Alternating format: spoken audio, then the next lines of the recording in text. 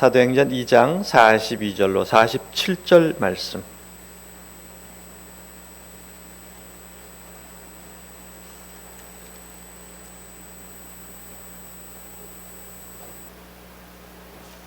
신약성경 사도행전 2장 42절로 47절 말씀입니다. 그들이 사도의 가르침을 받아 서로 교제하고 떡을 떼며 오로지 기도하기를 힘쓰니라.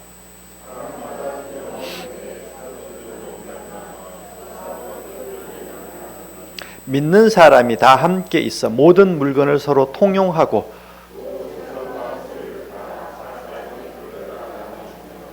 날마다 마음을 같이하여 성전에 모이기를 힘쓰고 집에서 떡을 떼며 기쁨과 순전한 마음으로 음식을 먹고 하나님을 찬미하며 또 온 백성에게 칭송을 받으니 주께서 구원받는 사람을 날마다 더하게 하시니라. 아멘.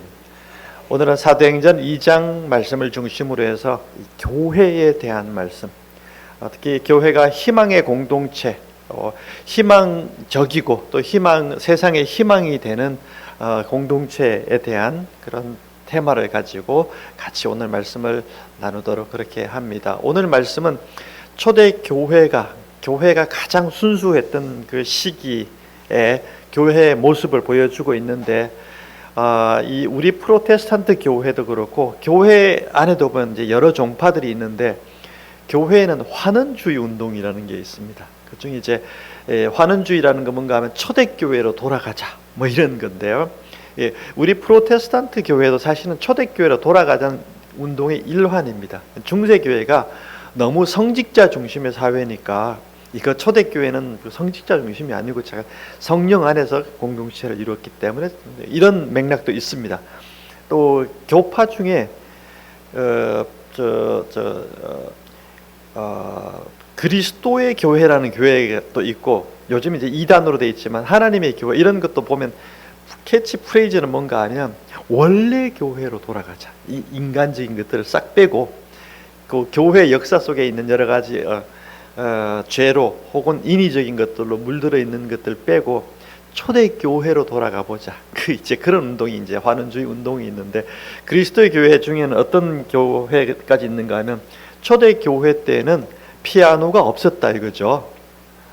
그래서 피아노를 그 교회는 안 씁니다. 이제 극단적인 환원주의, 우리는 기타도 쓰고 뭐 다 하는데, 이게 극단적인 환원주의 운동이라는 게 이제 그런 것들이 있고, 그런 교파 중에는 이제 침례교도 약간 그런 맥락이 있습니다. 그래서 침례, 초대 교회에는 약식례가 아니고 침례였으니까 초대교회에 따라서 침례를 하자, 이렇게, 그게 또 침례교 운동, 환원주의 중에 일종이 되겠습니다. 이제 그런 것들이 있고, 또 성만찬을 매주 했으니까 우리도 성만찬을 매주 해야 된다, 이렇게, 그것도 일종의 환원주의적인 맥락이 있는 거죠.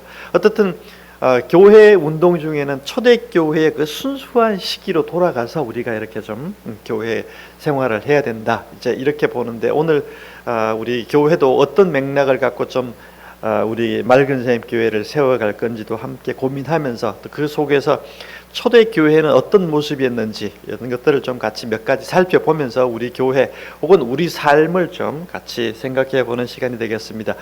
먼저 사도행전, 오늘 본문이 사도행전에 기록이 되어 있는데요, 사도행전을 기록한 사람이 누가라는 그 사람으로 되어 있는데, 이 누가가 누가복음과 사도행전을 기록할 때 1장에 나오지만 데오빌로라고 하는 총독에게, 이 로마의 총독인데, 이 총독에게 너희 유태인들 사이에 있는 그 기독교 있잖아, 그게 뭔지 좀 이렇게 해달라, 약간 이런 맥락이 있고, 기독교는 이런 종교입니다 하고 소개하기 위해서 이걸 데오빌로에게 주기 위해서 헌납하기 위해서만 기록한 것이 누가복음으로 되어 있습니다. 그리고 사도행전도 역시 2편으로 속편으로 이렇게 기록이 되어 있는데, 누가복음에 기록되어 있는 그 예수님의 중심의 이 말씀들을 가지고 이걸 이제 쭉 기록을 하고 나서 속편으로 이제 사도행전을 기록하게 되는데, 이게 저는 이제 누가복음에 연속돼 있고 누가복음의 이야기들을 다시금 재창조해 나갔다, 이렇게 또 이제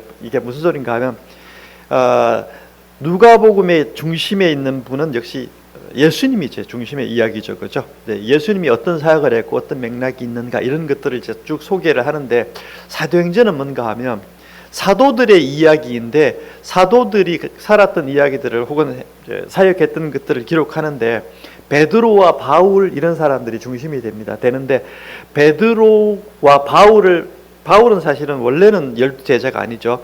베드로와 바울을 이어주는 사람이 집사님들이 있습니다. 이게 스테반이라든지 바나바라는 이런 집사님들이 연결해주는 연결고리가 돼서 바울에게 연결이 되는데, 이게 다 이렇게 서로 연결성이 있습니다. 그래서 맥락이 같은데 사도행전을 잘 구조적으로 읽어보면 뭔가 하면 예수님이 했던 사역을 베드로가 똑같이 합니다. 베드로가 했던 사역을 집사님들이 똑같이 합니다. 이 집사님들이 하는 사역을 누가 하는가 하면 바울이 똑같이 합니다. 물론 그 배경이나 스토리의 그 컨텐츠는 좀 다르겠지만 들어가서 이렇게 조금 더 분석을 해보면 같은 맥락의 이야기들을 쭉 해나가는데 예수님이 하셨던 요 사역의 내용을 제자들이 사도들이 이걸 이제 이어서 이렇게 쭉 해나가게 되어 있습니다. 그래서 이게 해나가는데 예수님은 이런 사역을 하셨는데 베드로는 이제 그걸 이어받아서 이 자기 삶의 영역에서 이렇게, 또 바울은 또 이렇게 해나가는, 저는 이제 이게 재창조의 과정이다 이렇게도 보게 되는데요. 예수님의 마음과 뜻을 또 성령 안에서 이걸 받아서 자기 삶 속에서는 이걸 어떻게 실현해 나갈까 이런 거거든요.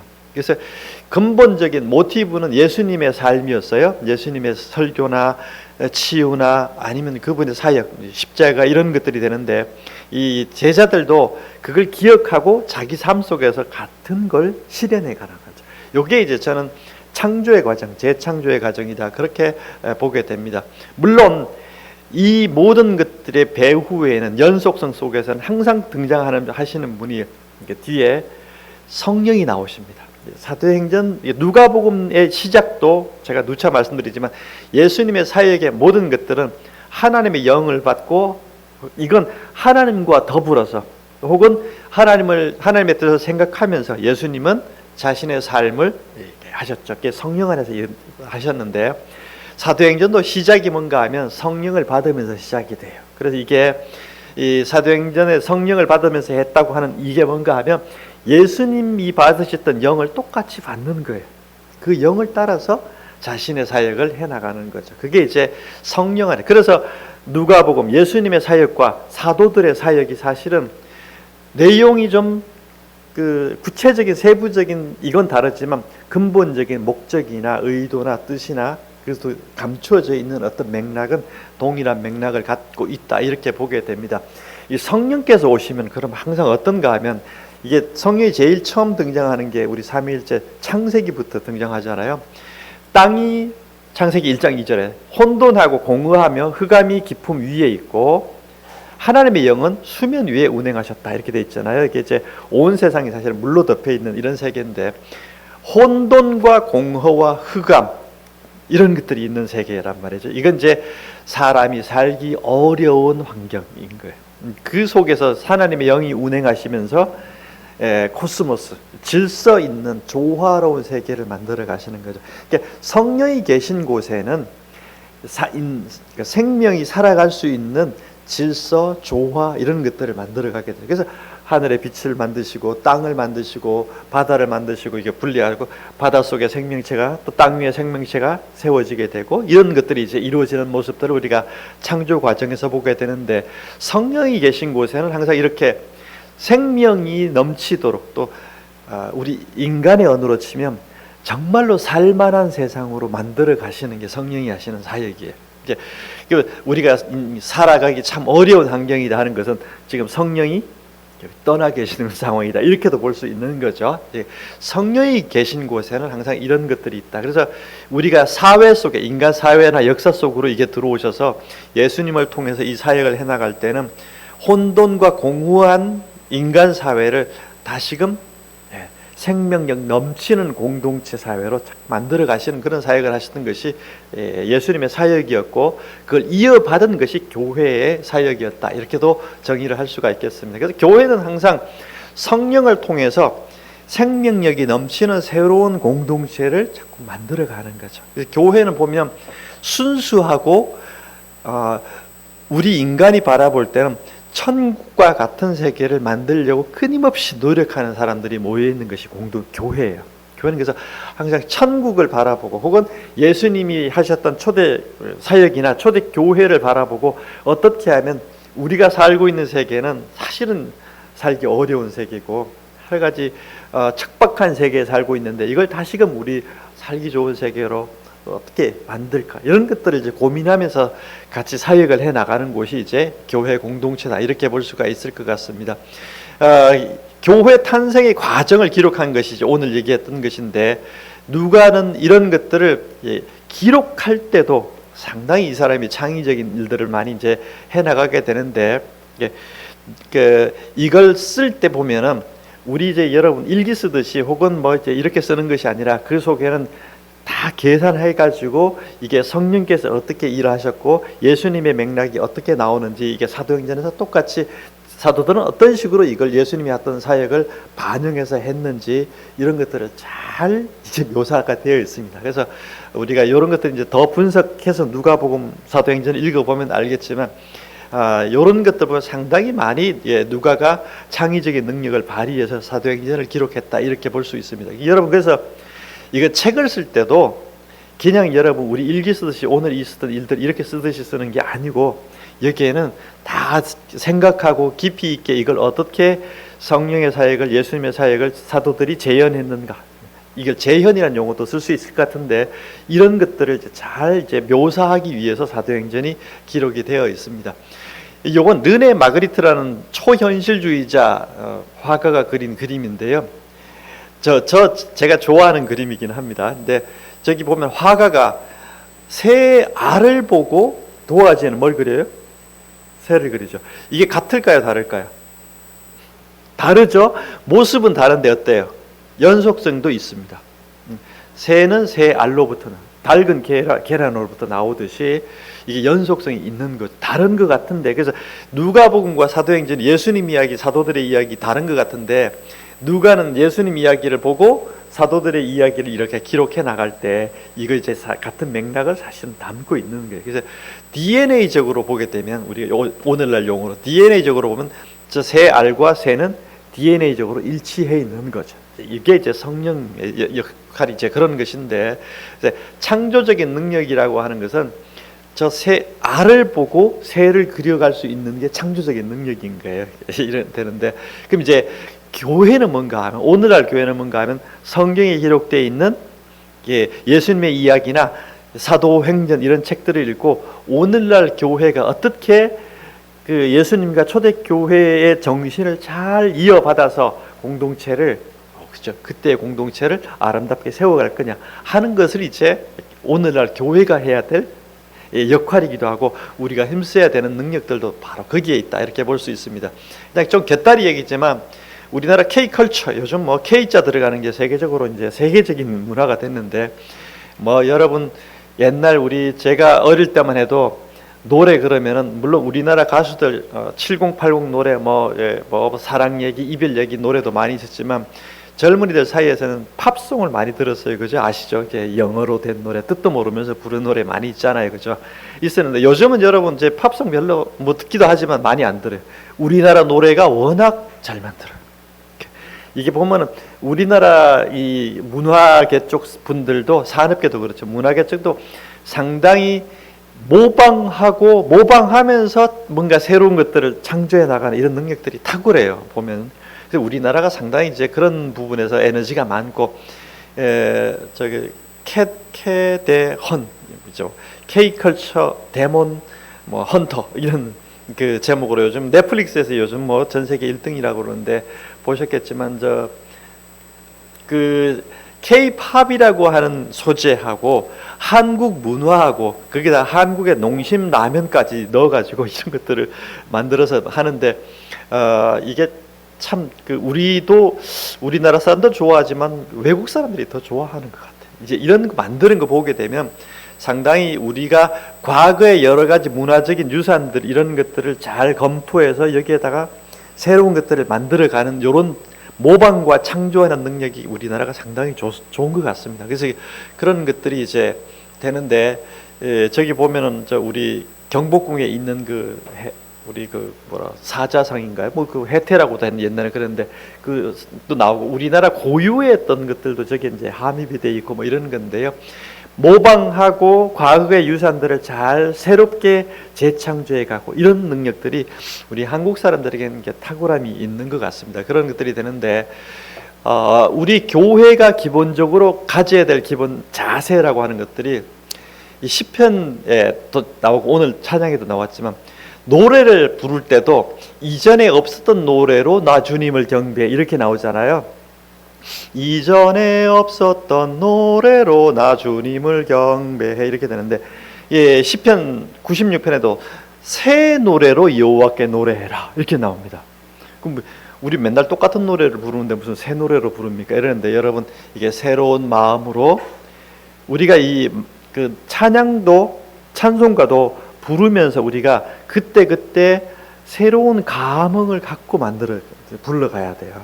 여러분 찬양도 보면은 그냥 의미 없이 부르지 말고 조금 시간이 걸리긴 한데 오랜 시간 동안 묵상하면서 가사도 생각하면서 음조도 우리가 음미하면서 이걸 우리가 찬양을 부르기 시작하면 여기에 고유한 어떤 그 은혜가 있어요.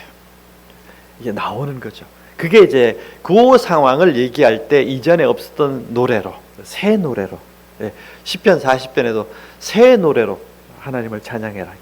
이게 뭔가 하면 기존의 것들을 부를 때 자기만의 고유한 음미하면서 나오는 은혜를 가지고 이제 부르라 이런 뜻이 되는 거예요.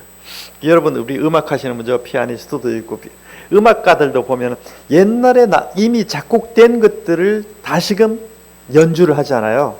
가수들 우리 오페라든지 뭐 이런 가수들도 그렇고 우리 성악가들도 그렇고 연주하는 연주자들도 옛날에 작곡된 것들을 부르죠.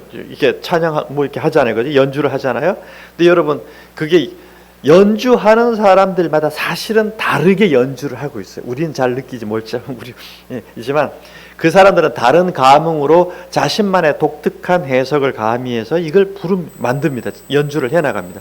그게 이제 그 사람들은 옛날에 작곡된 노래 곡이지만 매번 새롭게 연주를 해나가고 있는 거예요. 이게 이제 그런 맥락에서 보면은 과거에 있었던 것들을 성경도 과거에 있었던 것이죠.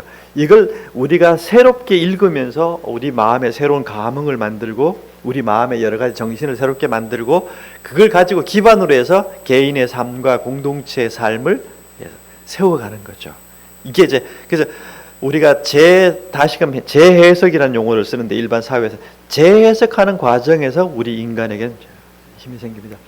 그 아리스토텔레스라는 사람이 시학이라는 책을 조금 제가 너무 인문학 얘기를 깊게 해서 죄송한데 그 사람이 인간은 어떤 때 쾌락을 느끼냐 그래서 미메시스라는 표현을 씁니다. 모방을 해나갈 때 뭔가 모방할 때 사람은 쾌를 느낀다.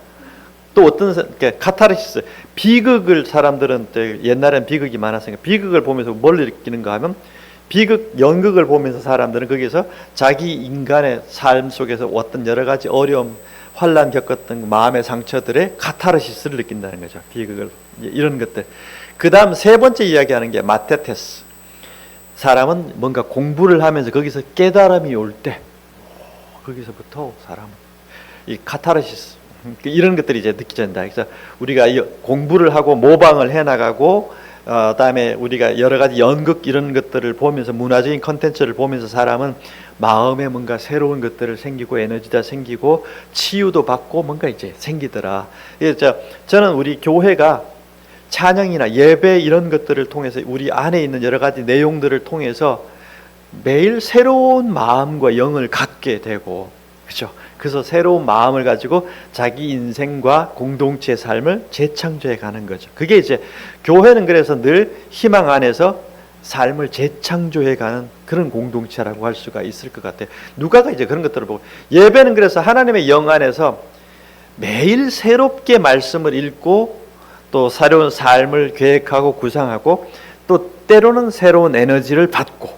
이 교회는 예배는 이제 그런 형식들이 되는 거죠. 그래서 여러분 그래서 예배라고 하는 것이 예배는 매우 조금 또 나오겠지만 패시브한 상황이 아니다. 여러분들은 저만 이제 깨어가지고 설교하고 여러분은 그냥 이러는 게 아니고 우리 마음과 영이 깨어 있어야 돼요. 그래서 설교나 예배 과정들을 순서들을 진행해 갈 때 내가 깨어 있는 영으로 이걸 해석도 해나가고 여기서 감흥도 받고 뭔가 인생에 대한 문제들도 여기서 해법을 찾아가고 이런 과정들이 치열하게 마음속에서 일어나야 되는 거죠. 뇌는 그래서 예배 시간은 깨어 있는 시간이어야 된다 이거죠. 그래서 그럼 첫 번째로 이제 나오는 거 사도행전에 보니까 초대교회가 이런 창조적인 일들을 해나가는데 제일 앞세우는 거 성령을 딱 받고 나면 제일 먼저 나오는 게 면 베드로의 설교가 나와요.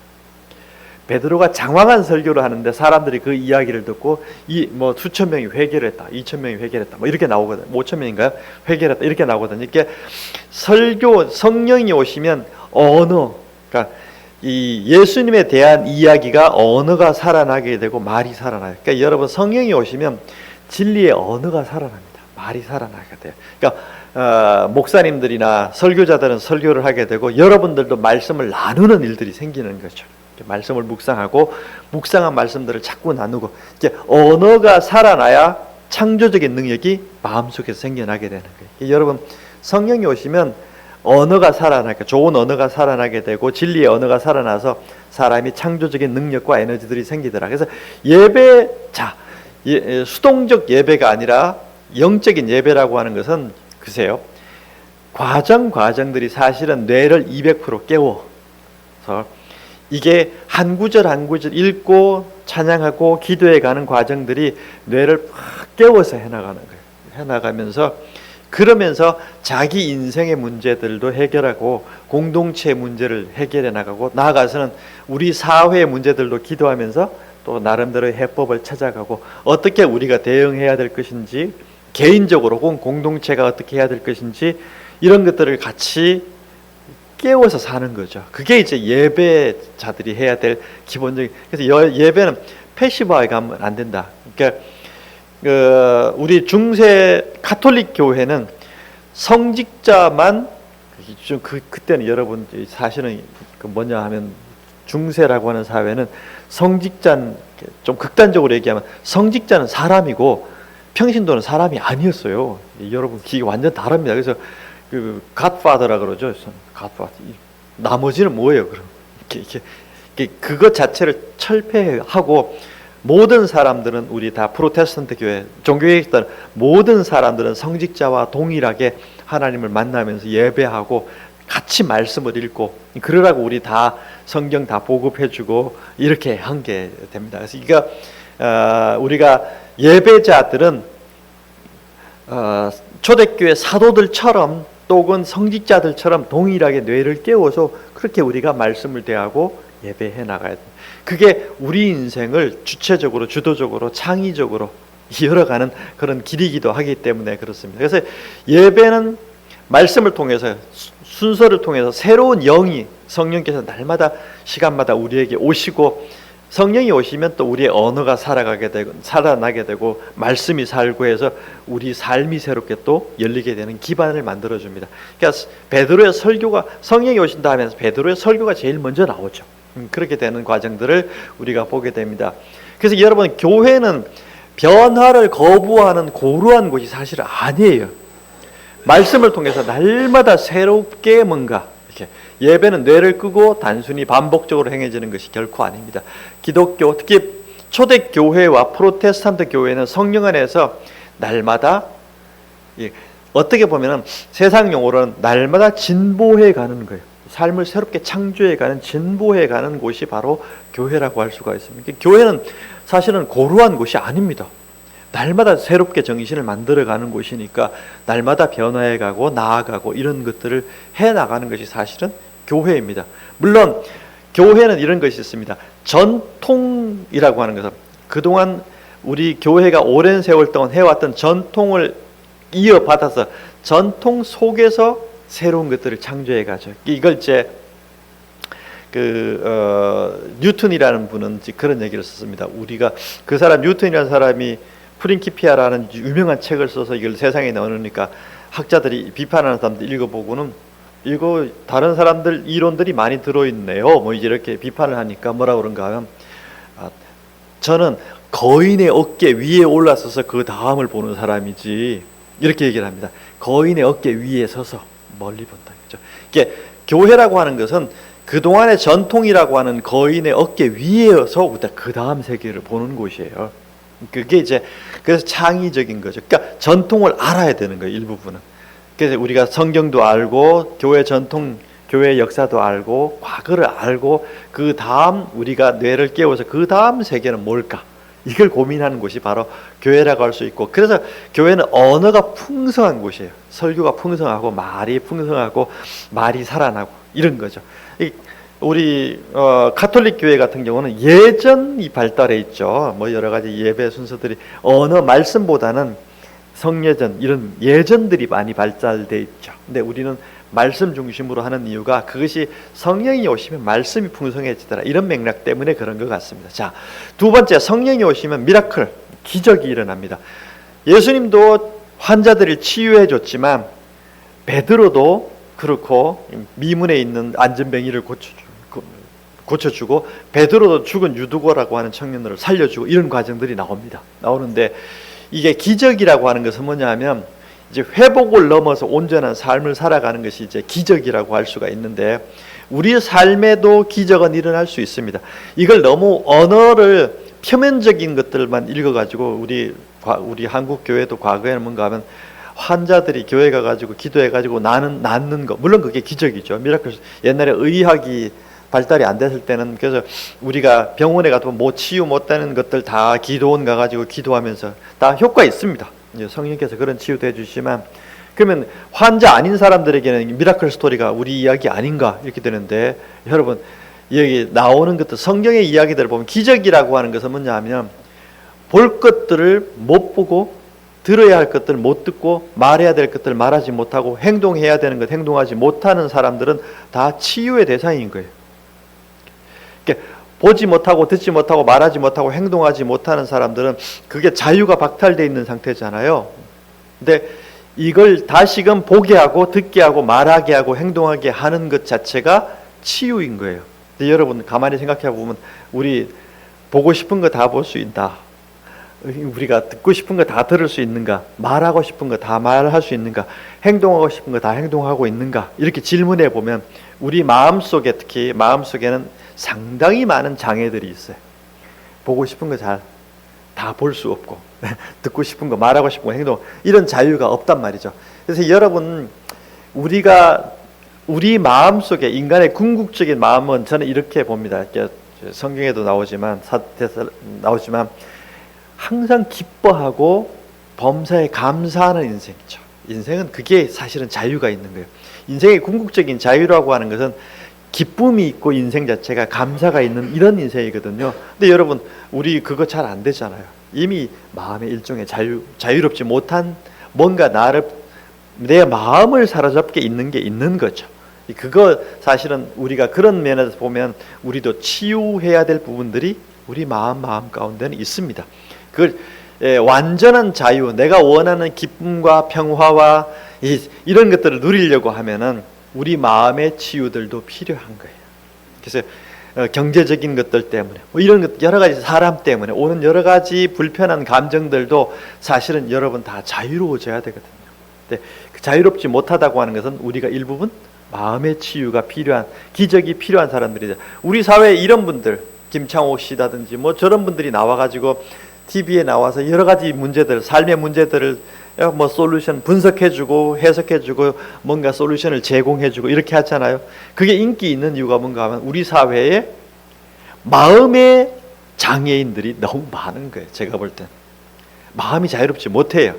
그러니까 저런 분들이 나와가지고 카운셀러 해주고 뭐 여러 가지 문제들, 인생의 문제들, 삶의 문제들을 해주고 이렇게 해가는 과정들, 이런 것들을 우리가 보게 되는데, 저런 분들이 인기 있는 유튜버가 되고 방송 출연해서 뭐 사람들이 시청률 높다는 건 그만큼 우리가 마음속에 미라클 스토리, 기적을 받아야 될 영역들이 많다, 이렇게도 저는 보게 됩니다.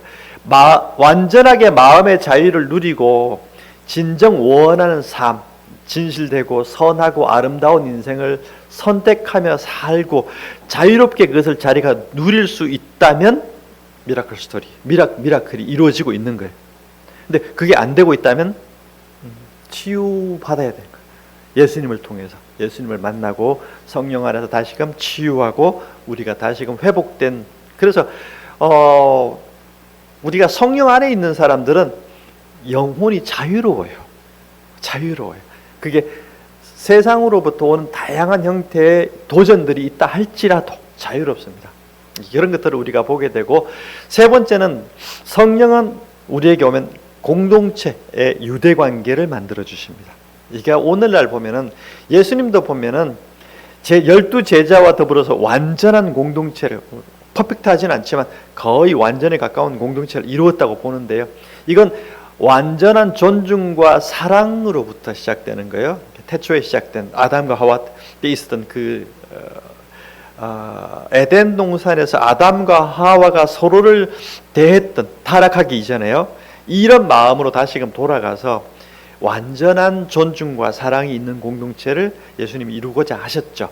그래서 여러분, 우리 인간은 혼자가 아니라 항상 공동체를 통해서 살게 돼 있는데, 이게 사람이라고 하는 것이 혼자 살면 편할 것 같은데, 좋을 것 같은데 꼭 그렇지 않더라.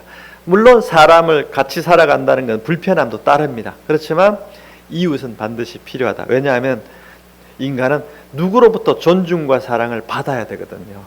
존중과 사랑이 없으면 사람이 또 어려워져요. 그래서 요즘은 사람과 사람이 소통할 수 있는 도구가 많이 발달해 있지만, 그렇지만 여전히 인간관계, 소통, 사람과의 관계는 어려움 속에 있는 경우들이 많더라.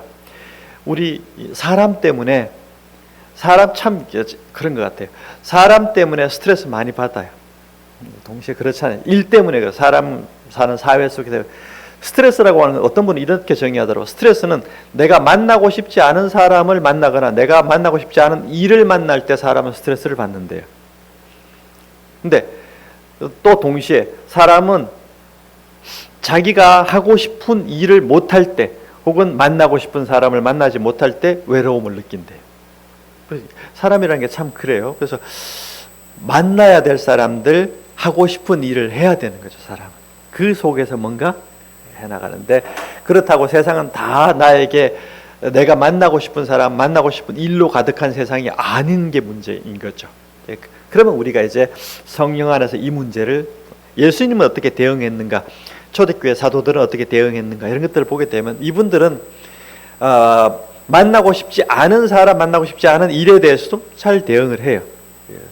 또 동시에 만나고 싶은 사람, 또 함께하고 싶은 사람과 함께하고 싶은 일, 이런 것들에 대해서도 이분들은 또 잘 수용을 해요. 어떤 상황에서든지 평화를 누리는 분들이 예수님이었고, 초대교회 성도들도 이제 그렇게 했습니다. 성령이 오시면 이게 되는 거죠. 예수님이 다 어떤 일에 대해서도 자신은 스트레스 받거나 거부하거나 이런 일들이 예수님은 없으셨어요. 우리는 어떤 사람, 어떤 일에 대해서는 회피하고 싶고, 어떤 사람은 만나고 싶고, 어떤 일은 하고 싶고, 이런 게 구분되어 있지만, 하나님 안에 있는 예수님은 그런 게 없으신 거죠. 어떤 상황 속에서도 내가 아버지의 뜻대로 행하는 것 자체에 대해서, 그것으로 기쁨이 있고 만족이 있고 감사가 있는, 그러셨던 분이거든요. 성령이 오시면 다 되는 것 같습니다. 이제 이런 것들이 이루어지게 되는데, 그렇지만 세상과 확실하게 우리 교회는, 공동체는 구별되어 있어야 된다. 그래서 어떤 게 구별되는가 하면, 항상 세상은 경쟁하고 다투어서 뭔가 얻으려고 그러고 높이 올라가려고 하죠. 우리가 매일매일 대하는 뉴스, 특히 정치, 경제 뉴스들을 보면 다 경쟁해서 이기는 얘기들이에요. 근데 우리 막상 거기 들어가서 살아보면 어렵죠. 어렵잖아요. 그렇죠? 근데 우리 교회 공동체는 다투고 경쟁해서 높이 올라가는 이런 거와 관계없습니다. 우리는 어떻게 하면 낮은 곳에서 상대의 발을 씻어주는, 또 사해주고, 이런 것들이 씻어주고 섬겨주는 이런 마음들을 많이 가지고 살아가도록 기본적인 모멘트가 다르죠. 이 질서 속에서 우리는 사랑과 섬김을 통해서 자기 삶의 뭔가를, 이런 것들을 받게 되는, 이런 것들이 바로 공동체입니다. 유대관계, 좋은 공동체의 조건, 이건 성경 말씀에 나와, 주기도문에 나오죠. 어떤 사람이든 내가 어떤 행동이든 어떻게 생겼든 간에 나는 이해받고 존중받고 받아들여져야 된다. 그리고 나는 받아들여지고 있다. 또 나는 또 다른 사람도 동일하게 받아들이겠다. 고 결심하고 있는 그런 마음과 자세로 모여 있는 곳이 바로 교회입니다. 교회 오면은 죄를 사해줘야 돼요, 항상. 그리고 사람이 어떤 사람이든지 간에 동일하게 존중해줘야 된다. 물론 사람이니까 더 가깝고 더 친근하고 더 가까이 하고 싶은 사람이 인간 안에 있긴 하겠지만 성령 안에 있는 사람들은 그런 거 없다. 호두를 동일하게 대해주고 존중해주고 완전하게 그 사람을 받아줘야 된다. 이게 이제 성령 안에서 사람을 대하는 공동체인데, 죄를 사해준다고 하는 것이 그런 거예요. 사람의 약점이나 우리 이거 다 나누잖아요. 상하를 나누고 우리 다 이렇게 하는데 좌우도 나누고 이러는데 그런 거 없다. 성령 안에서는 모든 죄를 사해주고 함께 한 마음과 한 뜻이 된다. 오늘 본문의 이야기가 그런 것들입니다. 초대교회가 여러분 이제 예배드리고 이런데 그들이 사도들의 가르침을 받아서 교제하고 오로지 기도에 힘쓰는데, 보면 이 사람들은 믿는 사람들이 함께 물건도 통용하고 재산도 소유를 팔아서 필요를 따라서 나눠주고 날마다 마음도 같이 하고 성전에 모이기를 힘쓰고 집에 떡을 떼고 기쁨과 순전한 마음으로 음식을 먹고 하나님을 찬미하고 이렇게 해나가는 공동체라고 하는 건, 이건 서로에 대해서 모든 죄를 사해준 사람들만 할 수 있는 거예요. 이게 교회의 원형입니다. 교회는 죄 사함을, 서로의 죄를 용서해 주는 공동체입니다. 그래서 받아주는 거죠. 그게 이제 되는 곳이 초대교회. 그래서 때로는 서로의 필요에 대해서도 관심을 갖고 대응해 주는 거죠. 오늘날은 물론 이게 과거는 뭐 마을 공동체니까 오늘날은 조금 더 개인화되고 개별화된 사회 속에 살고 있지만, 좀 더 상대 서로의 필요도 돌봐줄 줄 아는 사마리아인의 마음을 가지고 이게 초대교회가 되는 거죠. 바나바 같은 분은 자기 재산 다 내놓고 필요에 따라서 사도들이 나눠주도록 이렇게 하는 이야기가 초대교회에 나옵니다. 이게 여러분 여기서 나오는 게 뭔가 하면 공산주의 이론이 여기서 나와요. 이게 나오는데 마르크스가 이거 읽고 그 원형 어떻게 하면 이상 사회를 만들까? 그건 공산주의 사회다. 이렇게 가는 거예요. 근데 서로의 필요를 돌봐주는 거죠. 이게 필요한 거예요, 교회는. 그래서 일정 부분 이런 것들을 해나가는 공동체. 그래서 성령 안에서 우리는 완전한 소통, 교통, 나눔, 섬김 이런 것들을 통해서 서로가 완전한 내 뼈 중에 뼈, 살 중에 살이라고 하는 그 이야기가 오늘 이루어지도록 하는 것이 이제 성령 안에서 이루는 것이 교회가 해야 될 길이고, 그것이 이제 이웃을 내 몸처럼 대하는 이런 것이 이제 교회가 가야 될 길이고, 교회가 그렇게 함으로써 또 가정도 그렇게 해 나갈 수 있게 되고 우리가 사회에도 그런 영향을 끼쳐가는 것.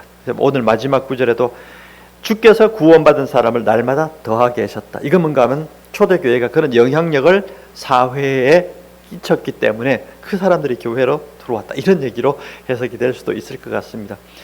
오늘날 우리가 살고 있는 사회가 사실은 다툼, 경쟁하고 이게 척박한 세계 속에 살고 있는데, 교회가 초대교회의 원형을 따라서 성령의 말씀을 좇아서 우리가 진리의 말씀대로 예배하고 또 공동체를 이루어서 우리 삶도 아름답게 하고 또 공동체도 아름답게 세워가고 나아가서 사회에도 선한 영향력을 끼쳐가는 그런 것이 우리 교회가 해야 될 사명이고, 우리를 세우시고 우리 공동체를 세우신 하나님의 뜻이라고 생각합니다. 우리가 좀 교회를 대하면서 그렇게 좀 같이 예배하는 공동체로서, 또 함께 새로운 삶을 창조해가는 공동체로서 나눔과 섬김의 공동체로 아름답게 세워갈 수 있게 되기를 기도합니다. 여러분들도 그런 마음으로 함께 예배해 주시고 공동체를 섬겨 주시기를 부탁을 드립니다. 기도합니다. 주님 감사합니다. 아름다운 공동체 우리에게 허락해 주시고 또 거룩한 공동체를 우리에게 허락해 주시고 이 시대에 또 빛과 소금의 공동체로 우리를 세워주신 것 감사합니다. 우리 맑은샘 교회가 초대교회처럼 예수님의 제자들이 예수님의 뜻을 쫓아서 아름다운 공동체를 이루었던 것처럼 그렇게 우리 맑은샘 교회도 그렇게 세워질 수 있도록 축복해 주옵소서. 주 예수 그리스도의 이름으로 기도합니다. 아멘. 204장 시온성과 같은 교회 함께 찬양하겠습니다.